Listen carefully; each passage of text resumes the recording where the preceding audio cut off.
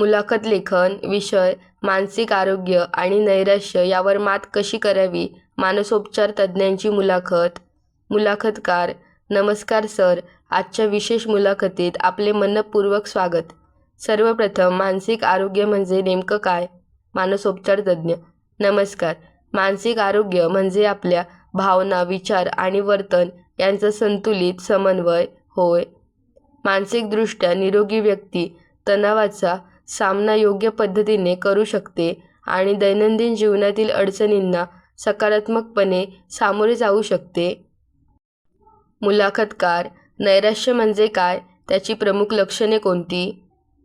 मानसोपचार तज्ज्ञ: सतत उदास वाटणे, कोणत्याही गोष्टीत रस न वाटणे, निराशा, थकवा, झोप किंवा भूक यामध्ये बदल होणे, एकाग्रता कमी होणे अशी काही लक्षणे दिसू शकतात.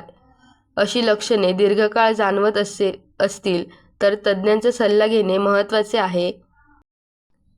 मुलाखतकार: आजच्या तरुणांमध्ये मानसिक तणाव वाढण्याची कारणे कोणती आहेत?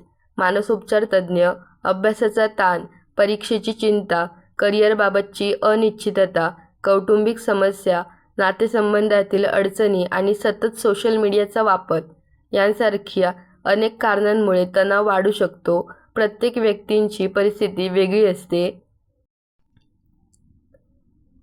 मुलाखतकार: नैराश्यावर मात करण्यासाठी व्यक्तीने काय केले पाहिजे?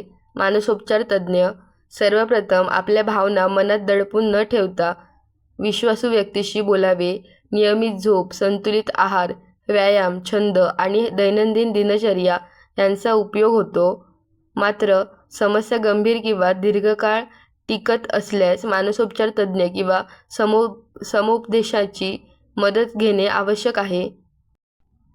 मुलाखतकार: कुटुंबीय आणि मित्रांची भूमिका किती महत्त्वाची आहे? मानसोपचार तज्ज्ञ: त्यांची भूमिका खूप महत्त्वाची आहे. अशा व्यक्तींचे बोलणे शांतपणे ऐकून घ्यावे. तिची खिल्ली उडवू नये किंवा हे सगळे तुझ्या मनात आहे असे म्हणून तिच्या भावनांना कमी लेखू नये. गरज भासल्यास तिला तज्ज्ञांची मदत घेण्यास प्रोत्साहित करावे. मुलाखतकार: मानसिक आरोग्याबाबत समाजात कोणता गैरसमज आहे? मानसोपचार तज्ज्ञ: मानसोपचार घेणे म्हणजे व्यक्ती कमकुवत आहे असा गैरसमज आहे. प्रत्यक्षात मदत मागणे ही कमजोरी नसून स्वतःच्या आरोग्याची काळजी घेण्याची जबाबदारी आहे. मानसिक आरोग्यालाही शारीरिक आरोग्याइतकेच महत्त्व दिले पाहिजे. मुलाखतकार: आजच्या तरुणांना आपण कोणता संदेश द्याल? मानसोपचार तज्ज्ञ: आयुष्यात अडचणी येणे स्वाभाविक आहे. प्रत्येक समस्या एकट्याने सोडवण्याची गरज नाही.